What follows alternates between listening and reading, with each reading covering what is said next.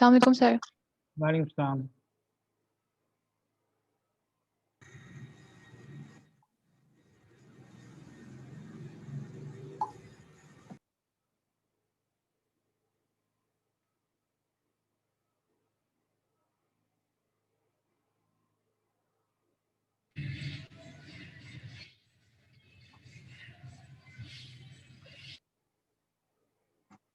Afan, are you there? Yes, sir. मैं start कर रहा हूँ तुम्हारे सवाल के जवाब से। ठीक है sir. Afan was asking about one problem in which I evaluated limit delta approaches 0 for 0 plus delta plus 0 plus delta minus 1 minus mod of 0 minus mod of 0 minus 1 whole divided by delta. Confusion was what is this? When I talk about delta minus 1, where delta is small, what's the argument of mod function? Positive or negative? Positive हो जाएगा। Okay. How do you define this? Just define it as it is for every x positive or 0. But when x is negative, you change sign. हाँ सही बात है। तो जब ये x negative है, तो इसमें sign change करोगे ना भैया? Any negative input into the mod function, जब mod हटाओगे तो इसका sign change होगा, तो minus delta plus 1 हो जाएगा ये। अच्छा। Get it? क्योंकि डेल्टा बहुत स्मॉल है इसलिए। तो delta minus 1 has to be negative. तो mod का input जो है वो negative है, तो जो भी expression mod के input में है, उसका sign change करना पड़ेगा जब mod हटाओगे। That is why I have taken minus delta plus 1, जिसकी वजह से delta cancel हो गया और 0 हो गया न्यूमरेटर। ठीक है? ठीक है। अगर ये माइनस डेल्टा माइनस 1 होता तो दोनों को पॉजिटिव कर देता, राइट? जी बिल्कुल बिल्कुल बिल्कुल बिल्कुल। ठीक है ठीक है ठीक है ठीक है। समझ। अब वो तुम्हें टीए ने कहा कि उसने पॉजिटिव डेल्टा लिया जिसकी वजह से 2 डेल्टा अपॉन डेल्टा आ रहा है, तो that is not technically correct. Sorry TA. नहीं सर, वो मैंने लिया था, वो मैंने अच्छा तुमने लिया था। अच्छा अच्छा, सॉरी, मैं समझे कि बीनेश ने किया है। Anyways I think you get the point now. असल में बात ये है कि we are up against so many sophisticated ideas, और चीज़ें जो छोटे छोटे स्टेप्स होते हैं which we have knowledge accumulated about small points over the past few days or few months or few semesters. तो हम जब आज प्रॉब्लम सॉल्व कर रहे हैं तो हमें सारी की सारी चीज़ें। सर वेटिंग रूम में हैं बच्चे, उनको आप इन कर लें। जी बेटा, वो मैं अफान से बात करते करते कहीं निकल गया था, और अब मैं नज़र रखता हूँ कि बच्चे आ रहे हैं। Anyways yes, they are joining now. अच्छा भाई, हायर ऑर्डर डेरिवेटिव्स में हमने क्या काम शुरू किया था? We started talking about Taylor's theorem and the proof of Taylor's theorem developed in the same way as we have been developing different proofs by taking a temporary function that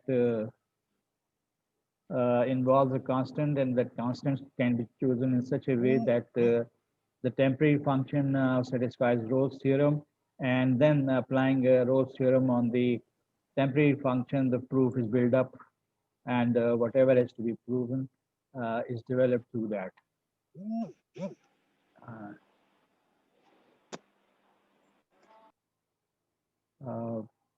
The important thing is that कि जो Taylor's theorem generalize हमने लिखी है, इसमें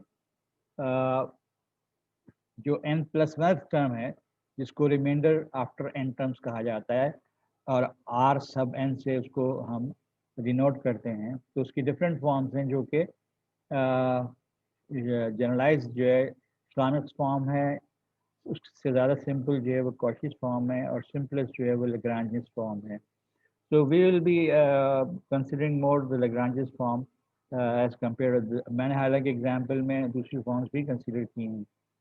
अब मैक्लारन्स theorem है कि derivatives अगर अवेलेबल हैं at zero, function is defined at zero and the derivatives are all defined at zero, then we have Maclaurin's theorem, and Maclaurin's theorem में जो रिमाइंडर आफ्टर n टर्म्स है वो हमने Lagrange फॉर्म लिखा है यहाँ पे। So we will concentrate on that. So I talked about ln 1 plus x का एक्सपेंशन हम कैसे निकालेंगे। एलिमेंट्री लेवल पर हम सिर्फ पैटर्न स्टडी करके और रिजल्ट लिख देते हैं, लेकिन यहाँ हमने बताया कि रिमाइंडर आफ्टर n टर्म्स जो इकोनॉमिक्स फॉर्म है उसको मैंने डिटेल से डिस्कस किया है, उसका हर स्टेप में डिस्कस नहीं करूँगा। If you want to prove that Rn approaches 0 as n approaches infinity, you convert this Schlammer's form to the simplified Lagrange's form and then solve it. मैंने वैसे ये जो किताब का सोल्यूशन है उसके कुछ स्टेप्स डिस्क्राइब करके काम किया हुआ है डिफरेंट इंटरवल्स पे, और ये एक्सपेंशन जो है ln x का for -1 not included up to 1, this is what we discussed. Then मैंने ये भी डिस्कस किया था कि पावर x का जो एक्सपेंशन हम लिखते हैं आमतौर पे, इसमें remainder after n terms Lagrange's form में लिखें, तो फिर रिमाइंडर जो है उसकी लिमिट निकालें तो वो 0 आ जाती है। अगर इस फॉर्म में आपको पसंद नहीं आ रही है लिमिट तो कोई हर्ज नहीं है, आप चले जाइए इसको as a term of a series consider करके, तो un कंसीडर किया इस तरह से और un+1 कंसीडर किया इस तरह से। ई प्लस थीटा एक्स को क्यों कंसीडर नहीं किया गया, इसलिए नहीं कंसीडर किया गया कि ई पावर थीटा एक्स में एन नहीं है, तो लिमिट सिर्फ इसी की निकालनी है because n is affecting this part. तो रेशियो टेस्ट लगा के जब आप इस रिजल्ट पे पहुंचते हैं तो you are left with un+1 upon un is equal to x upon n+1, and when you apply limit n approaches infinity for every finite x this goes to 0, and ratio test कहता है कि less than 1 अगर limit आती है तो फिर convergent है। Now convergent है और कन्वर्जेंट टू जीरो है। जनरल टर्म जब भी आप ये प्रूफ कर लें कि एक सीरीज कन्वर्जेंट है, तो फिर आपके पास वो रिजल्ट है कि अगर एक सीरीज कन्वर्जेंट है तो उसकी जनरल टर्म की जो लिमिट है वो जीरो होगी। तो हमने यहाँ पे जो लिमिट जीरो रखी है वो इसको इवेल्युएट करके नहीं लिखा, बल्कि ये सारा मामला करके इसको सीरीज की टर्म कंसीडर करके रेशियो टेस्ट लगा के ये देख लिया कि ये सीरीज कन्वर्जेंट होगी, लिहाजा इसकी जनरल टर्म जो कि ये है it will have a limit 0. So we can write down infinite expansion for e power x. इस पर ज़रा गौर कीजिएगा कि sin x की जो एक्सपेंशन है वो x minus x power 3 upon 3 factorial plus x power 5 upon 5 factorial minus x power 7 upon 7 factorial, general term में x की odd power divide by that odd number जो कि पावर में आ रहा है उसका फैक्टोरियल। लेकिन साइन के डेरिवेटिव्स जो हैं वो cos minus sine minus cos minus करने के बजाय इन सबको कन्वर्ट किया गया sine of pi by 2 plus x या sine x plus multiples of pi by 2। तो जनरलाइज डेरिवेटिव लिखना साइन ऑफ एक्स का for nth term, it is possible that instead of switching between functions sine and cosine, we write down a form which is true for every derivative. So remainder after n terms comes out to be in this form, and then taking the mod of the remainder and this part studied separately, ratio test, इस part को हमने इसलिए छोड़ दिया कि sin for every argument remains between -1 and 1. So this as n goes to infinity will be finite. असल problem जो है ये रिमाइंडर का ये वाला हिस्सा है, और रिमाइंडर के इस वाले हिस्से में फिर हमने रेशियो टेस्ट लगा के देखा कि ये कन्वर्जेंट है। when it is convergent, the general term will go to 0, and that is why we write down the expansion of sine in this form, infinite expansion. आपको कुछ और प्रॉब्लम एग्जांपल्स मिलेंगे जिसमें ये काम किया गया है. For example, if you have 1 + x raised to power m where m is an integer, a positive integer. तो आपको पता है कि a + b whole raised to power positive integer के लिए आप बायनॉमियल एक्सपेंशन लिख सकते हैं. मगर ये बायनॉमियल एक्सपेंशन यहाँ पे प्रूव किया गया है थ्रू मैक्लॉरेंस एक्सपेंशन. इसका मतलब है कि हमने इस फंक्शन की वैल्यूज x = 0 पे, फंक्शन का डेरिवेटिव x = 0 पे, फंक्शन का second derivative, third derivative, so on, सारे डेरिवेटिव निकाले हैं x = 0 पे. तो ये लाइन जो ये जो लाइन है दिस इज, हाँ, अगर आपके पास 4th पावर है यहाँ पे तो 5th डेरिवेटिव 0 आएगा. अगर यहाँ पे m पावर जो है वो 10 है तो 11th डेरिवेटिव 0 आएगा. So, जब आपके पास पावर इंडिविजुअल m है तो m + 1th डेरिवेटिव सब 0 होंगे, n + 2th derivative, higher derivative सारे 0 होंगे. So we note that mth derivative तक तो आपको वैल्यूज मिलेंगी, उसके बाद नहीं मिलेंगी. So this becomes a finite expansion. और जो टर्म्स हैं, टर्म्स में जो डेरिवेटिव वैल्यूज हैं, डेरिवेटिव्स आर रिटन हियर, उनकी वैल्यूज निकालना इट्स नॉट वेरी डिफिकल्ट. मगर जाहिर है कि हर स्टेप में जो अलजेब्रिक मैनिपुलेशन है उसमें you have to be smart to reach this result. लेकिन अगर m integer please page zoom कर दें. ओह सॉरी, तो एक्चुअली छोटा लिखा होता है ना तो फिर वो नजर नहीं आता सर. अरे भाई बड़ी मुश्किल से लिखता हूँ आजकल मैं. टाइपिंग आजकल मुझसे हो नहीं रही. मेरे लेफ्ट हैंड जो है वो स्वेल रहता है आजकल, पता नहीं क्यों. तो हाथ राइट हैंड से काम करता तो हूँ. सर स्वेलिंग से तो आपको लिखने में ज्यादा मसला नहीं होता होगा? लेफ्ट हैंड में स्वेलिंग है मेरी. कंप्यूटर के इस्तेमाल में अच्छा अच्छा. टाइपिंग में प्रॉब्लम होती है, वरना ओह जो राइट हैंड है दैट इज परफेक्टली ऑलराइट अल्हम्दुलिल्लाह. ओके ओके ठीक है सर. वरना सर आप हमें मार्क बुक से करवा दिया करें. मैं ये कह रही थी आप थ्योरम्स पूरे पूरे लिखते हैं तो मतलब. तुम एक मजे की बात बताऊं, जी बताएं सर. मैं थ्योरम्स के प्रूफ्स में कुछ स्टेप्स एक्स्ट्रा लिखता हूँ किताब के अंदर. जी सर मैंने देखा है. जी जी जी जी वो सर. एलैबोरेटेड होते हैं. से एक्सप्लेन्ड होते हैं ज्यादा होते बुक हैं. में जी जी जी. हाँ, तो मेरी तो कोशिश होती है कि इतने स्टेप्स एक्सप्लेन कर दूं कि तुम्हें मेरी जरूरत न रहे.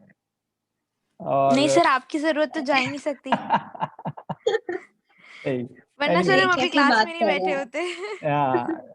अच्छा, दूसरी बात, coming back to the work, जी सर. जितना कुछ कर रहा हूँ ना, उसमें एक चीज़ ये भी होती है कि मुझे मैथमेटिक्स करने में मज़ा आता है. मैं प्रॉब्लम सॉल्व करता हूँ. जो अगर कोई प्रॉब्लम मुझसे फंस जाए तो मुझे रात को नींद नहीं आती.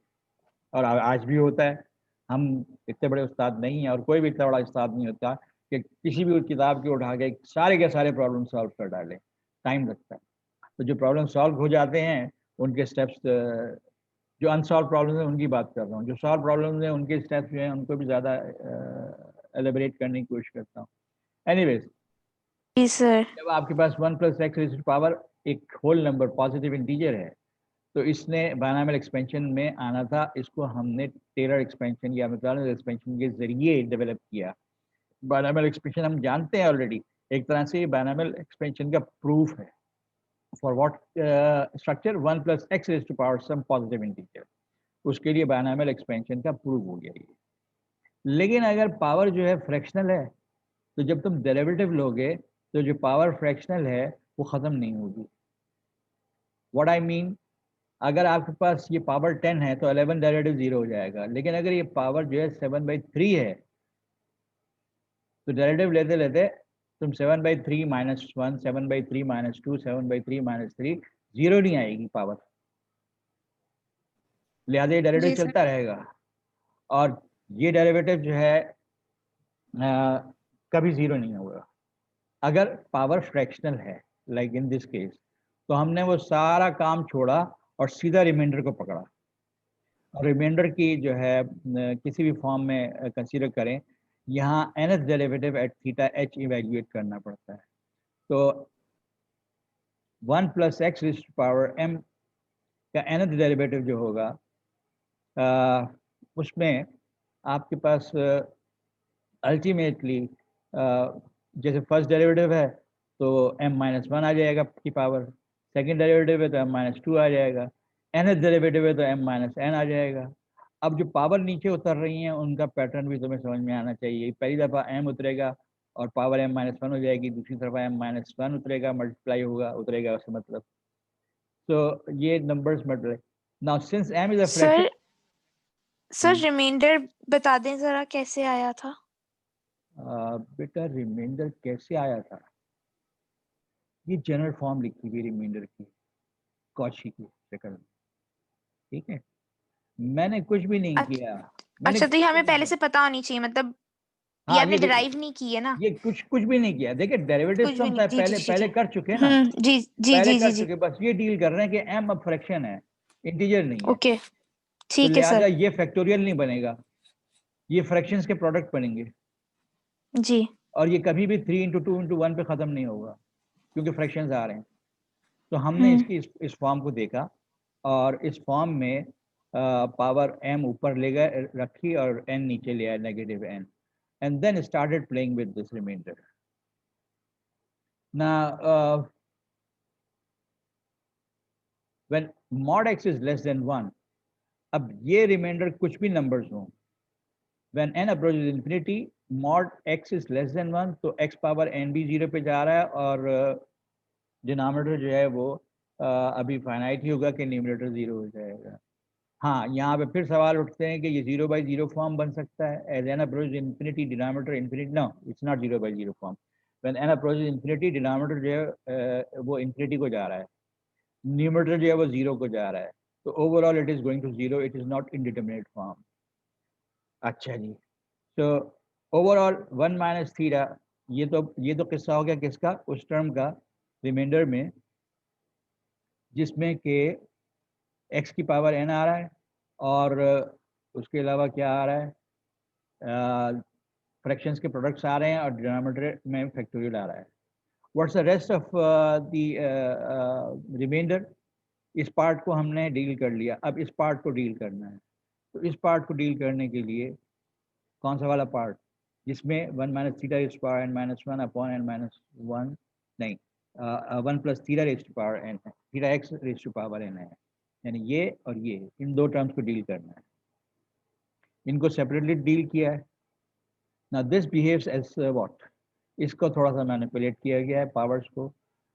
Theta is a number between 0 and 1। याद होगा कि पैरामीट्रिक फॉर्म जब हम इंटीरियर पॉइंट के लिखते हैं तो a प्लस टी एक्स या a प्लस थीटा एक्स लिखते हैं, तो थीटा को हम कहते हैं कि जी ये 0 से 1 के दरमियान है। तो 1 minus theta is a number which is smaller than 1 plus theta x, क्योंकि यहाँ नेगेटिव हो रहा है 1 से छोटा हो जाएगा, यहाँ पॉजिटिव हो रहा है 1 से बड़ा हो जाएगा, लिहाजा 1 minus theta upon 1 plus theta x will be less than 1, and that makes 1 minus theta raised to power this divided by this going to 0। इसको डील नहीं किया, अभी हमने इसको डील किया और देखा कि ये 0 जा रहा है as n approaches infinity, because this whole thing is less than 1, so raised to power n minus 1 as n goes to infinity is goes to infinity। अब आखिरी चीज रह गई ये, now 1 plus theta x, theta is less than 1 number, इसका मतलब है कि थीटा को अगर थीटा एक्स को मैं रिप्लेस कर दूं मॉड एक्स से, तो mod x will be greater than theta x, because किसी भी नंबर को लेस देन 1 नंबर से मल्टीप्लाई करो तो वो स्मॉलर हो जाएगा। So this is less than this. For m greater than 1, theta belongs to this. So this can be written in this form. यानी पावर, if पूरी टर्म का रेसिप्रोकल लिखूं, रेसिप्रोकल नहीं लिखे बल्कि यही टर्म लिखी, सिर्फ ये कि ऊपर से नीचे ले गया, तो m माइनस 1 की जगह 1 माइनस m हो जाएगा, mod 1 minus x।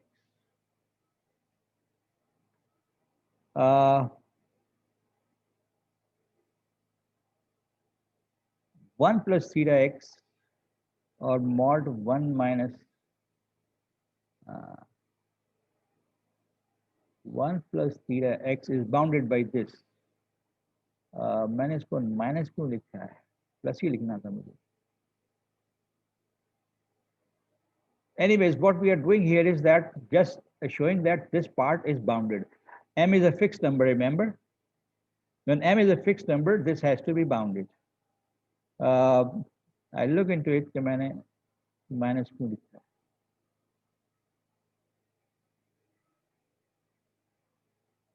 It has to be plus.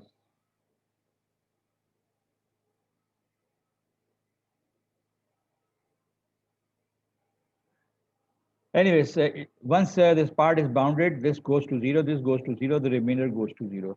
हाँ, ये सारी problems जो हैं, they are complicated when I consider Schlam's form of remainder या Cauchy's form of remainder. I will suggest that you repeat the problem with the Lagrange's form of remainder. Now this becomes what? An infinite expansion, which is in fact binomial expansion with m fraction. I hope you remember 1 plus x raised to power half जो है उसका expansion कैसे लिखा जाता है. अगर नहीं याद है तो जरा निकाल के देखो. Okay, at this stage, I wanted to discuss exercise on page 214 and 215, मगर मैं उसको एक derivative 5 नाम की फाइल जो है उसमें कुछ प्रॉब्लम मैंने डिस्कस की हैं वो करूँगा. So what's next in this is what is known as indeterminate form.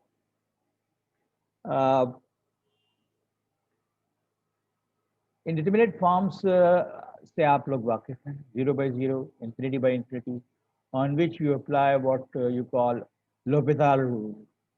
तो ये जो आर्टिकल है मैं इस वक्त डिस्कस कर रहा हूँ, इसका पर्पस जो है वो L'Hopital rule की जो डेवलपमेंट है through what we have studied up to now in this particular piece of note. That started with higher derivatives. और आपको ये भी याद होगा कि 0 by 0 फॉर्म हो या infinity by infinity फॉर्म हो, आप लोग क्या करते थे? L'Hopital रूल लगा देते, ऊपर का डेरिवेटिव अलग, नीचे का डेरिवेटिव अलग. फिर भी 0 by 0 आए तो फिर दोबारा L'Hopital रूल लगा देते. फिर भी डेरिवेटिव अगर ऊपर नीचे के अलग अलग निकालने के बाद फिर भी लिमिट 0 by 0 आए तो फिर L'Hopital rule. So repeatedly L'Hopital rule लगा सकते थे आप. So here all those things are developed step by step. So the first step is कि function हमारे पास दो हैं such that कि दोनों की limit as x approaches a is 0. दोनों के derivative x is equal to a पे defined है और g function जो है उसका derivative a पे 0 नहीं है. In these conditions, limit x approaches a of fx upon gx is equal to the ratio of the derivatives of the two function at a. Note, left side पे limit है, right side पे limit नहीं है. Okay, so this is not L'Hopital rule. This is a first step in the development of L'Hopital rule. The proof. first step क्या आप थोड़ा समझा देंगे इसको? ये theorem क्या अगर है? हम लोग इसमें अगर हम लोग f of x and d of x में a की वैल्यू डालेंगे तो वो उसका रेशियो डेरिवेटिव की इक्वल होगा. देखो, go step by step. दो फंक्शंस हैं. पहली चीज जो सेटिस्फाई कर रहे हैं वो ये कि दोनों की limit as x approaches a 0 है, लिमिट एग्जिस्ट करती है और 0 है. दूसरी कंडीशन दी गई है कि दोनों के derivative at some point x equal to a exist करते हैं और g प्राइम एट a 0 नहीं है. ओके अब थ्योरम ये कह रही है कि अगर ये कंडीशन सेटिस्फाई करनी है, अगर a पे डेरिवेटिव एग्जिस्ट करते हैं तो a पे फंक्शन कंटिन्यूअस भी होगा, a पे फंक्शन की लिमिट भी एग्जिस्ट करेगी. वो तो लिमिट की एग्जिस्टेंस हमने पहले भी स्टेट की है. अब अगर मैं ratio of the two functions की लिमिट निकालूं तो according to the first condition limit अगर सेपरेट करूं, रेशियो रूल इस्तेमाल करूं लिमिट का, तो fx goes to 0, gx goes to 0, तो ये 0 by 0 आता है. तो हमारा पहला रिजल्ट जो हम डेवलप कर रहे हैं वो ये कि ये लिमिट जो है बराबर है value of the derivative at x is equal to a of f divided by g, यानी फंक्शन क्या है, डेरिवेटिव्स की रेशियो जो है वो इस लिमिट के बराबर है। हालांकि ये limit commonly we will say that this is 0/0 limit. तो मैं ये कह रहा हूँ कि ये 0/0 लिमिट जो है इसको हम ये प्रूफ कर रहे हैं यहाँ पे कि ये derivative of a of f derivative at a of g के बराबर है। सर This लेकिन is- हमने ऊपर तो देखा कि f of derivative of f at a is not equals to 0 and derivative of g at a is also not equals to 0. So how are we saying कि इसकी जो ये दोनों इक्वल हैं? क्योंकि अगर हम एक चीज ये को प्रूफ 0 के करने इक्वल जा बोल रहे रहे हैं हैं, दूसरी चीज ये प्रूफ करने जा रहे हैं हम। ओके अंडर दीज कंडीशंस ये प्रूफ करने जा रहे हैं। मैं सिर्फ ये बता रहा था कि ये जो प्रूफ करने हम जा रहे हैं ये लोपिताल रूल नहीं है। सर मुझे ये नहीं समझ आया आप इन दोनों चीजों को इक्वल कैसे बोल रहे हैं? देख लेना प्रूफ के अंदर, तुम्हारी क्यूरियोसिटी जो है वो प्रूफ दूर कर देगा। अच्छा जी, फंक्शन ए पे डिराइवेबल है जिसकी वजह ये है कि हमें लेकिन ये जो पूरा हम अभी जिसका प्रूफ निकाल रहे हैं उसका एल हॉस्पिटल से कोई ताल्लुक नहीं है ना? ये एल क्या है? अस्पताल के लिए सीढ़ियां तैयार कर रहे हैं। हम किस तरह चढ़ेंगे अच्छा। एल लोपिताल रूल पे? लोपिताल रूल को जादू नहीं है, उसके पीछे जो टूल्स हैं वो डेवलप कर रहे हैं। ठीक है। फर्स्ट ऑफ सर है तो ये ऑप्टाल रूल इन सर, जी है तो ये वही रूल ना सर जो हमने पहले पढ़ा था, दी ऑप्टाल। जी नहीं, आपने जो पहले पढ़ा था वो ये था।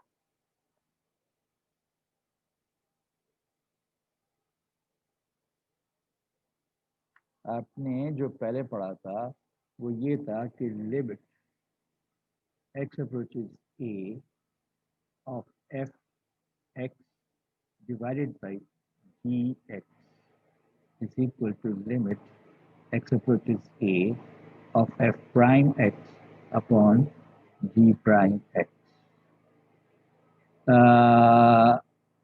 0/0 फॉर्म के लिए 0/0 फॉर्म का मतलब है limit x approaches a of gx is equal to 0 and limit x approaches a of g prime x is 0.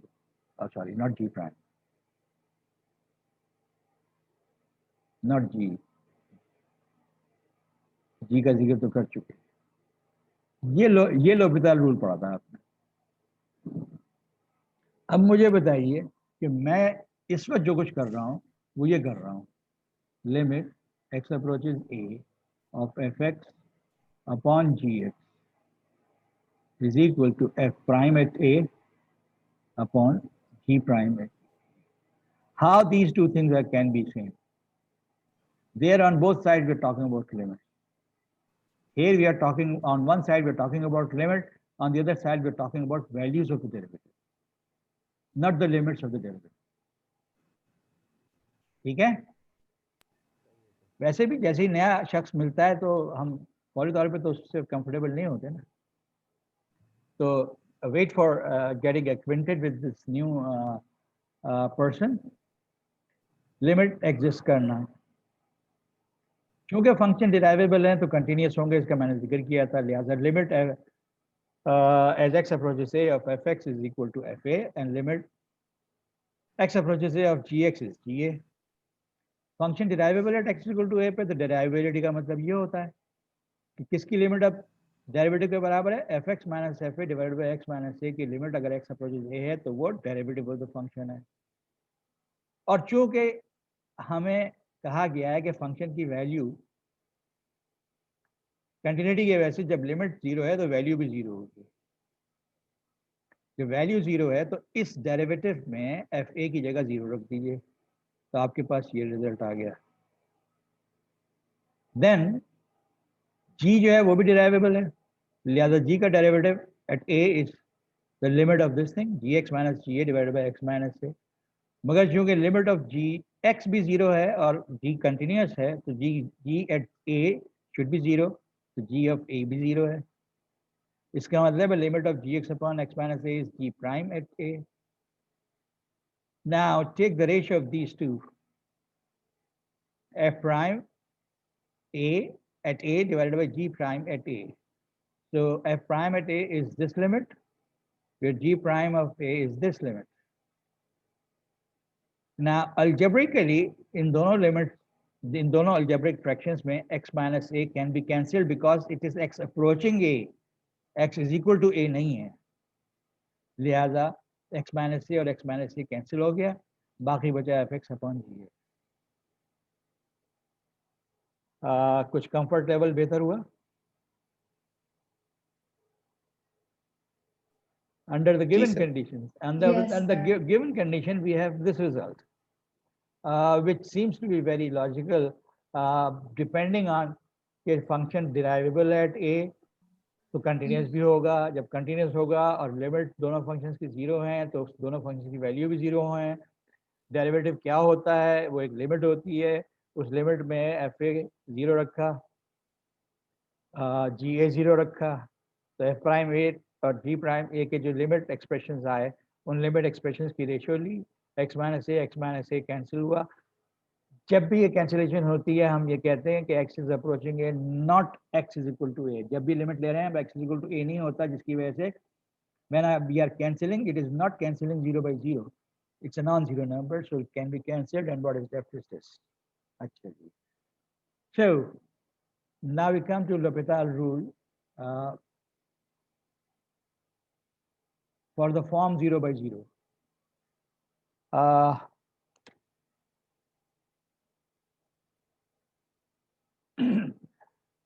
Let us carefully look at the part of the hypothesis, the condition under which we are going to prove this, जिसके बारे में अभी मैंने थोड़ी पहले तुम्हें याद दिलाया व्हाइट बोर्ड पे कि ये है L'Hopital rule. तो भाई हम कंसीडर कर रहे हैं कि दोनों फंक्शंस f और g जो हैं उन फंक्शंस की limit as x approaches a जो है वो 0 है, f prime g prime exist करते हैं, g prime x is not 0 in a neighborhood of a except possibly at x is equal to a. So further, the last part of the axiom or hypothesis के derivative functions की ratio जो है इसकी limit भी exist करती है. With these three conditions, limit of the ratio of the function is same as the limit of the ratio of the derivative function. So these are conditions under which we consider L'Hopital rule, and here we are going to prove it. Sir मेरा एक सवाल है. हाँ जरूर. Sir इसके ने जो part 2 है इसके ने हमने लिखा है g prime of x can not be equal to 0, लेकिन हम L'Hopital रूल जो है वो हम मल्टीपल टाइम्स लगा सकते हैं ना. एक दफा लगाया 0.0 आया, दूसरी दफा तो लगाया 0.0 आया. अभी शुरू में आपने बताया हम लगा सकते हैं, तो फिर किस तरह होगा ऐसे? अगर ये 0 ही नहीं आ सकता नीचे वाला तो मल्टीपल टाइम्स कैसे लगेगा? बाज़ औक़ात एडवांस चीज़ों का पहले से जिक्र कर देना कंफ्यूजन का बायस बनता है. Right now we are just proving this thing under these condition, जिसमें हमने एक चीज़ एक्सेप्शनल कही है कि जो फंक्शन हम डिनोमिनेटर में लिखने जा रहे हैं उसका डेरिवेटिव a के नेबरहुड में 0 नहीं है. हाँ, possibly x is equal to a पे 0 हो सकता है, जिसकी वजह से हमने दरवाज़ा खोल के रखा है कि ये 0 by 0 फॉर्म आ सकती है और हम फिर इसी रूल को दोबारा लगा सकते हैं. लेकिन वो सिर्फ तब हम लगाएंगे जब x is equal to a डाला हो हमने. हाँ, और कोई विंडो नहीं है. हाँ, ठीक है. so this is you can say that the next step of the stair or ladder that we go for the generalization of L'Hopital rule, जो कि आप शुरू में बात कहा था. ठीक है. अब यहाँ पे हमने एक फंक्शन बनाया है, एक नहीं बल्कि दो फंक्शन बनाए, कैपिटल F और कैपिटल G. तो a के अलावा a के नेबरहुड में कैपिटल F जो है वो स्मॉल f की तरह बिहेव कर रहा है, मगर a के ऊपर कैपिटल F जो है वो स्मॉल f की लिमिट है एज एक्स अप्रोचेस. इसका मतलब है कि a के अलावा कैपिटल एफ और स्मॉल एफ की वैल्यूज में कोई गड़बड़ नहीं, लेकिन possibly at x equal to a पे कुछ गड़बड़ है, और उस गड़बड़ को हमने कवर अप किस तरह से किया है कि limit of the small f function as x approaches a will be the value of capital F A.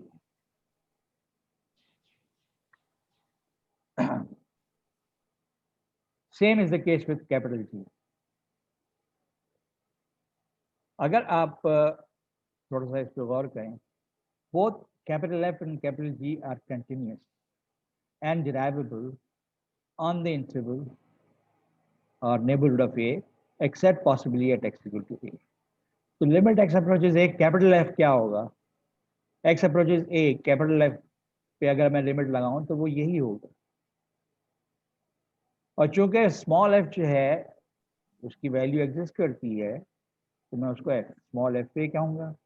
इसी तरह कैपिटल G पर लिमिट लगाऊं x approaches A, that will be same as कि मैं स्मॉल g पे limit लगा रहा हूँ, and that will be GA. We are doing it because in the hypothesis हमें कहा गया f प्राइम और g प्राइम एग्जिस्ट करते हैं, इसका मतलब f प्राइम और g प्राइम कंटिन्यूस है। लिमिट दोनों की 0 है, लेकिन फॉर द टाइम बिंग हमने यहाँ पे as x approaches A इसको हमने क्या कहा है, FA और GA ना। अगर मैं A के राइट साइड पे काम करूं तो कॉशी मीन वैल्यू थ्योरम मुझे क्या कहती है? हमने A को छोड़ दिया, there is some problem at A को हमने छोड़ दिया, A की राइट साइड पे काम कर रहा हूं, that means I am working on an interval A to X।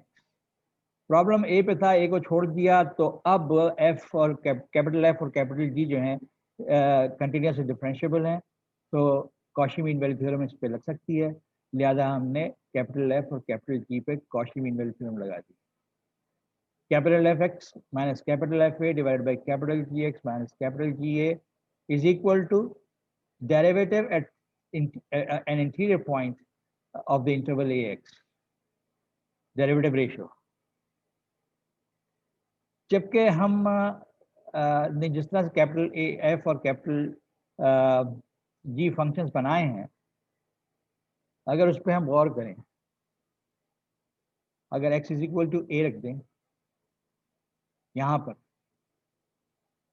पर भी A आ जाएगा, यहाँ पर भी A आ जाएगा, दरहकीकत ये FA हो जाएगा, और FA जो है या लिमिट हो जाएगा, तो ये तो 0 है। Once we know that FA and GA are 0, इसका मतलब ये पार्ट खत्म हो गया और ये पार्ट रह गया। F prime ratio G prime at the interior point of the interval AX. Cauchy-Main theorem reduces to this. Now, we are approaching 8 from the right hand side. That means X की जगह मैं interior point भी ले सकता हूँ कि interior point is moving towards A from right hand side. So इस equality की वजह से that we have obtained from Cauchy-Mean value theorem, we get this thing.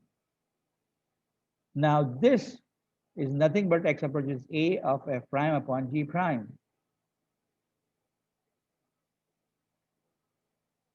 And finally, that leads us to this result, because capital FA, the way it is defined,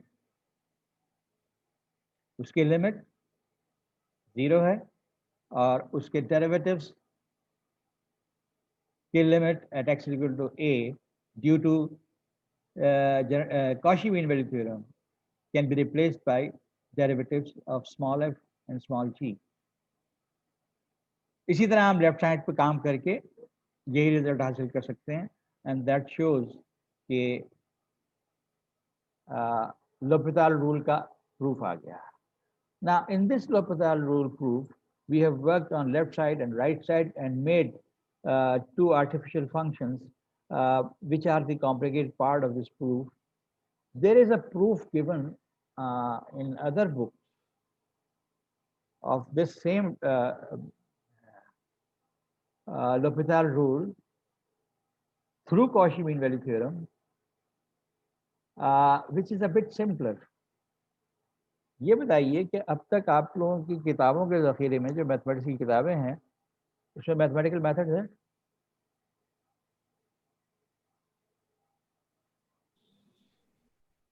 hello जी sir. No sir. है। और एक calculus की किताब थी blue रंग की, क्या पाकिस्तानी, तालपुर की? नहीं सर, वो नहीं पढ़ी मैंने। हाँ सर, हमने वो नहीं पढ़ी, हमने अच्छा, सिर्फ एंटन पढ़ी है। एंटन एंटन और स्टुअर्ट पढ़ी है। देखा एंटन में वो वाला प्रूफ है जो मैं कह रहा हूँ ना, l'Hopital रूल का वो वाला प्रूफ है। अगर मिल जाए तो जरूर देख लीजिएगा, और ना मिले तो मैं सोच रहा था कि वो उसकी पिक्चर लेकर शेयर कर दूंगा आपको। ठीक है सर। ठीक है। ऑफ कोर्स जितने भी मेथड ऑफ प्रूफ है ना उनमें वेरिएशंस पाई जाती हैं। ये जो स्टेटमेंट है थ्योरम का ये तो वही रहेगा, बट अप्रोच जैसे यहाँ आर्टिफिशियल फंक्शंस बनाकर फिर हमने लेफ्ट साइड राइट साइड पर वर्कआउट करके कॉशी-मीन थ्योरम इस्तेमाल की है। प्रूफ कॉशी-मीन थ्योरम के थ्रू ही होता है इसका, लेकिन there are different approaches that use Cauchy. Generalise L'Hopital rule. अब f and g are two function के nth डेरिवेटिव एग्जिस्ट करते हैं और rth डेरिवेटिव जीरो नहीं है, यानी कोई किसी भी ऑर्डर का डेरिवेटिव जो डिनोमिनेटर फंक्शन आ रहा है वो जीरो नहीं है except possibly at x equal to a, और limit of the function first derivative second derivative nth minus 1th derivative ये सब जीरो हैं। तो इसका मतलब है कि लिमिट आखिरी पार्ट ये है कि nth डेरिवेटिव की रेशियोज जो हैं इनकी लिमिट एग्जिस्ट करती है। तो फिर limit f x upon g x is same as limit nth derivative upon gth derivative. मैंने इसका प्रूफ कंसीडर नहीं किया, आप लोग किताब में देखना चाहें तो देख लें, बट मैंने 2-3 स्टेप्स जो हैं L'Hopital रूल के प्रूफ की डेवलपमेंट के लिए वो आपसे शेयर किए। हाँ, इन्फिनिटी अपॉन इन्फिनिटी जिसके लिए आप L'Hopital रूल जो है वो बड़ी फरावानी से बगैर किसी हिचकिचाहट के इस्तेमाल कर डालते थे।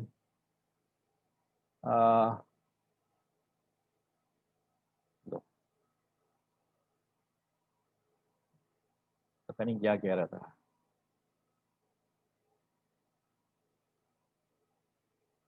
infinity upon infinity infinity. Upon infinity.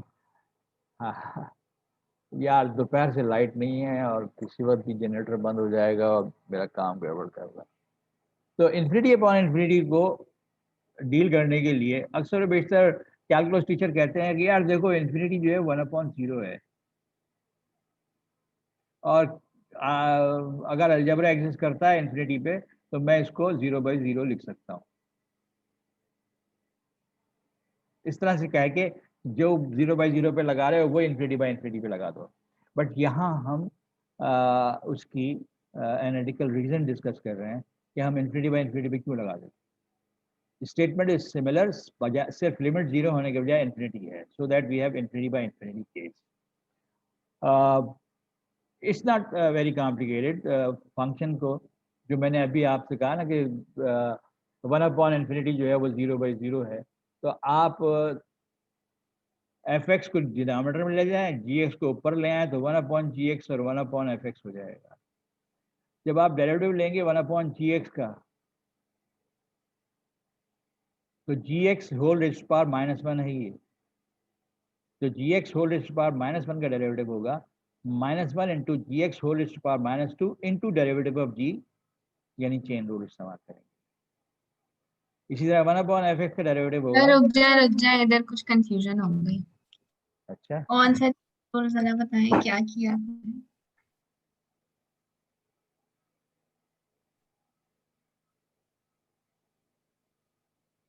देखो भाई, अगर मेरे पास एक फंक्शन है उसका डेरिवेटिव सॉरी नॉट डेरिवेटिव,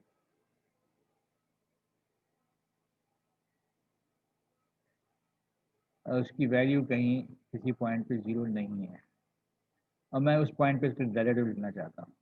किसका? नॉट एफ एक्स का, बल्कि 1/f(x).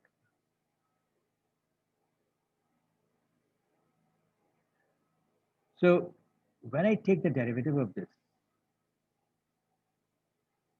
what I'm differentiating, I'm in fact differentiating f(x) raised to power -1. So what do you get as a result when you differentiate this? Power multiplied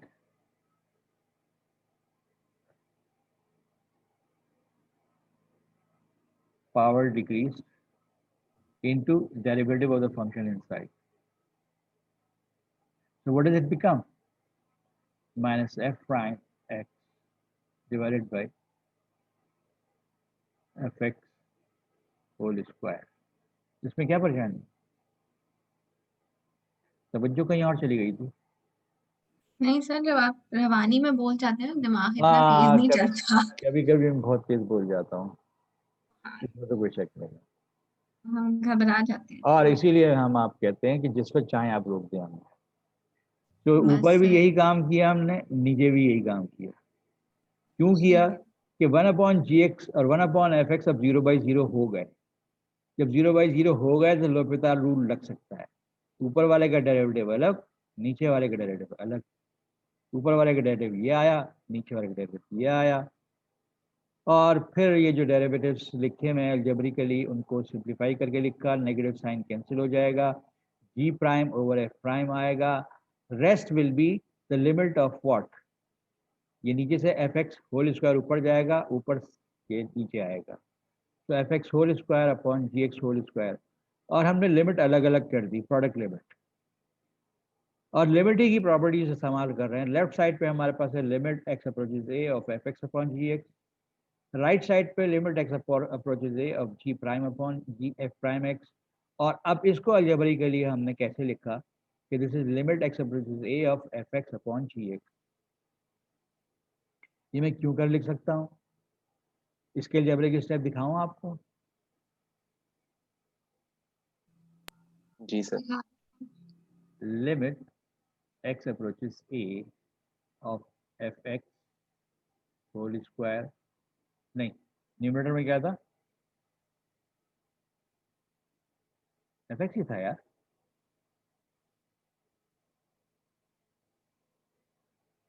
हाँ fx ही था।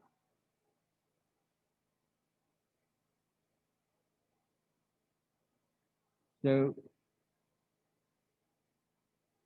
fx square था upon ex square. जो algebraic step कर रहा हूं मैं वो एक तो ये है कि ऊपर की लिमिट अलग, नीचे की लिमिट अलग। लिमिट की प्रॉपर्टीज में ये पढ़ा है ना आपने, limit of f upon g is equal to limit of f upon limit of g if limit of g is not 0। इसके बाद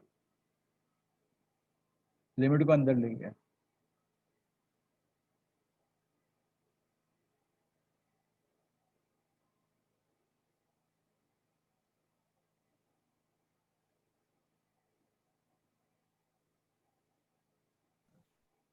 सर ये कैसे हो गया? ये कैसे हो गया? अच्छा, limit x approaches a of fx square is fx into fx, isn't it? Yes sir. अगर मेरे पास प्रोडक्ट ऑफ फंक्शन है तो limit of the product is product of the limit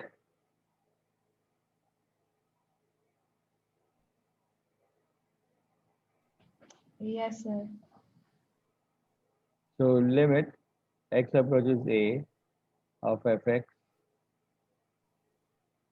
whole square, और इसका लास्ट स्टेप ये है कि वापस limit x approaches a of fx, ऊपर भी स्क्वायर है नीचे भी स्क्वायर है, so exponent rules whole square। अब इनमें जो आपने प्रोडक्ट रूल इस्तेमाल किया है, जो क्वेश्चन रूल इस्तेमाल किया है, वो सब इस्तेमाल हो गए लिमिट के। और पता नहीं आपने प्रूफ किए थे नहीं किए थे कैलकुलस में, कुछ मैंने रिव्यू ऑफ कैलकुलस में जिक्र किया था इनका। एनीवेज लेफ्ट साइड पर ये स्ट्रक्चर है is equal to limit of the ratio of the derivatives, और इसी लेफ्ट साइड के स्ट्रक्चर का स्क्वायर यहाँ मौजूद है। So can I manipulate it like this? Limit of the ratio of the derivatives is equal to limit of this divided by limit of this, and algebraically cancels out, and we are left with what? Denominator वाला बच रहा है ना, ऊपर power 1 है, नीचे power 2 है, denominator वाला बचेगा, तो ये रेसिप्रोकल हो जाएगा। तो लिमिट आर जी, ये जो स्ट्रक्चर था डेरिवेटिव वाली लिमिट, उसमें जी ऊपर था एफ नीचे था, तो अल्टीमेटली जहाँ फंक्शन है वहाँ भी जी ऊपर एफ नीचे आ गया। So limit of ratio of the function is same as limit of the derivative of function, and that is for infinity upon infinity case. असल में तो मसला यहाँ पे हमने 1/g और 1/f बना के इसको 0/0 फॉर्म बनाया, और उसके बाद अलजेब्रिकली और लिमिट की प्रॉपर्टीज़ के जरिए हमने कहा कि हाँ भाई, जब आपके पास इन्फिनिटी बाई इन्फिनिटी फॉर्म है तब भी आप लोपिताल रूल लगा। अब लोपिताल रूल की बहुत सी एक्सरसाइजेस की होंगी आपने, पेज 235 पर एक्सरसाइज की क्वेश्चंस हैं जिनकी मैं वो पिक शेयर करना चाह रहा था, पता नहीं कहाँ गई अभी जब मैं चीज़ें अपनी इकट्ठी कर रहा था आज के लेक्चर के लिए। आमतौर पर संडे को करता हूँ ये काम, लेकिन बस वो वीकेंड बहुत अजीब गरीब गुजरा। Anyways, so we are at a stage where we almost completed a theoretical discussion on derivatives, and जिस एक्सरसाइज का मैं जिक्र कर रहा था उसमें कुछ 2-4 चीज़ें आपको बताऊंगा। ये क्वेश्चन तो मैं डिस्कस कर चुका पहली एग्जाम्पल में। हाँ, एक्सरसाइज में एक क्वेश्चन ये है, e power x cos x is equal to 1 plus this। फिर जूम कर दें। अच्छा, 1 plus x minus 2x cube upon 3 factorial minus 2 square x power 4 upon 4 factorial blah blah blah। ना इसको प्रूव करने के लिए मैं दो रास्ते इख्तियार कर सकता हूँ। एक रास्ता तो मैं ये इख्तियार करूँ कि भाई f(x) is equal to e power x cos x, और f0 जो है is perfectly defined, cos 0 is 1 e power, and then I write down derivative and write down the derivative value at 0. Then I write down the second derivative, and then I write down the second derivative at 0, और मैं मैक्लॉरेंस expansion में terms रखता चला जाऊँ। But यहाँ पे जो questions हैं उसमें remainder is not a problem, you are not been asked to play with the remainder, because हम e पावर x के रिमाइंडर के साथ खेल चुके हैं, cos x के रिमाइंडर या sin x के रिमाइंडर के साथ खेल चुके हैं। So remainder is not an issue, but we have to see that दो फंक्शंस के प्रोडक्ट का एक्सपेंशन ये होगा। तो एक रास्ता तो ये है, you know that q into v, आप डेरिवेटिव लेंगे फैल जाएगा, दो टर्म्स बन जाएंगी, फिर और डेरिवेटिव लेंगे फैल जाएगा। अगर आपके अंदर टेम्परामेंट है आप जरूर कीजिए, और अगर आपके अंदर टेम्परामेंट है तो ये करके देख लीजिए। e पावर x का एक्सपेंशन ये है, cos x का एक्सपेंशन ये है। अब इस दो एक्सपेंशंस की प्रोडक्ट टर्म कंसीडर कीजिए। पहले 1 को इस पूरे से मल्टीप्लाई कीजिए, फिर x को इस पूरे से मल्टीप्लाई कीजिए, फिर x² 2 फैक्टोरियल को पूरे से मल्टीप्लाई कीजिए, जो मैंने 3-4 लाइनें करी लिखी। अब ये जो आ रही हैं इनमें देखेंगे कौन सी पावर बचती है और कौन सी पावर ऐड होकर क्या होती है। तो मैंने यहाँ पर दिखाया कि x² 2 फैक्टोरियल कैंसिल हो जाएगा, 1 बचेगा, x बचेगा, उसके बाद x क्यूब बचेगा। x क्यूब की टर्म एक यहाँ से आ रही है और कहीं से भी नहीं आ रही, नहीं, x क्यूब की टर्म और भी आ रही है जो मैंने यहाँ पे दिखाई नहीं। क्यों नहीं दिखाई? x क्यूब टर्म वहां से आएगी जब तुम इस टर्म को 1 से मल्टीप्लाई करोगे। x क्यूब की टर्म यहाँ से आ रही है, x into minus x square upon 2 factorial. तो x cube upon 2 factorial with negative sign, x cube into 1 upon 3 factorial positive. उसको सिंप्लीफाई करके x क्यूब की टर्म बन जाएगी। इसी तरह x4 की टर्म्स कलेक्ट करनी है, मैंने सारी कलेक्ट नहीं करके दिखाई है, मैंने सिर्फ ये गाइड किया है आपको कि इस तरह से आप कर सकते हैं। तो x4 की जो टर्म्स हैं उनके साथ वो कहाँ कहाँ अपीयर होंगी, एक ये अपीयर हो रही है, एक ये अपीयर हो रही है, एक और अपीयर होगी जब this will be multiplied with 1 and so on and so fourth. So this can be an approach. तो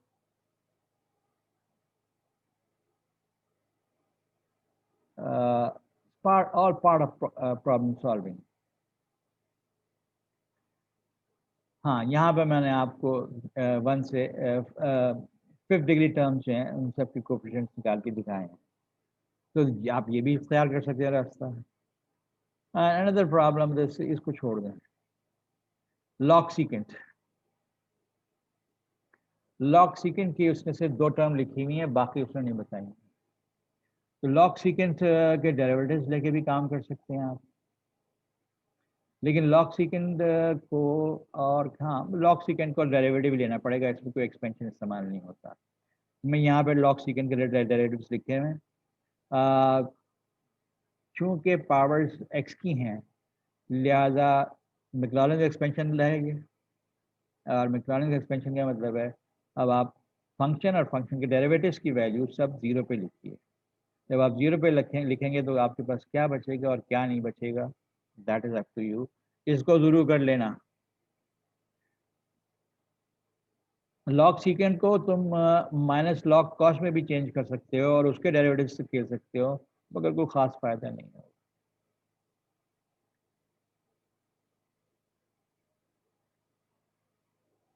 I stop at this point because एक तो 5 बजने वाले हैं, दूसरी बात ये है कि मैं एक छोटा सा टॉपिक जो तुम लोग जानते हो,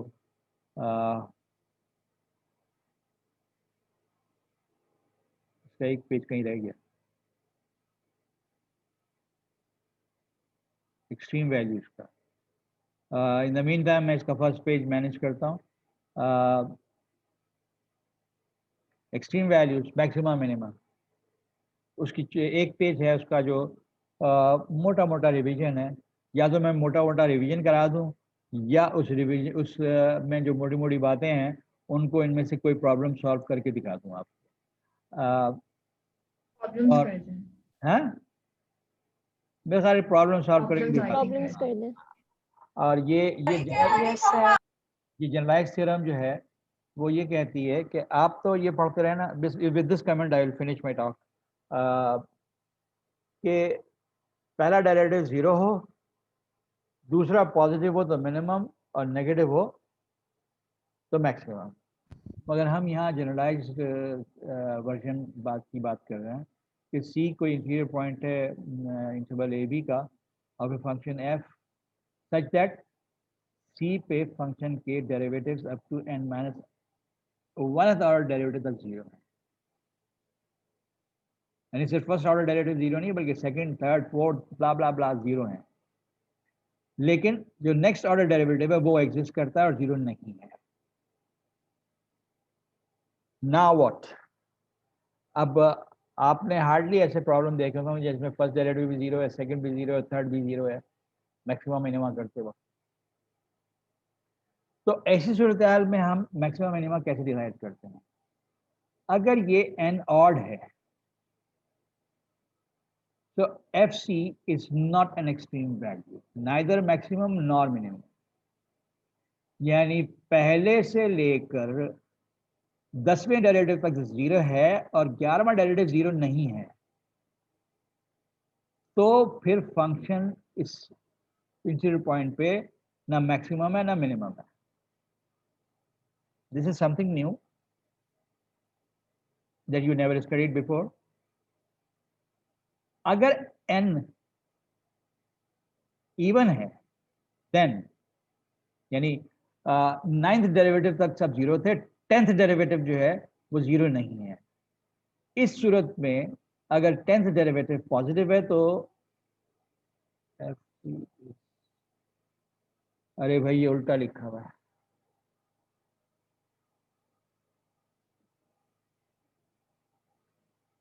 FC is I'll make the correction after the break. I stop recording हो रही थी ना? Good.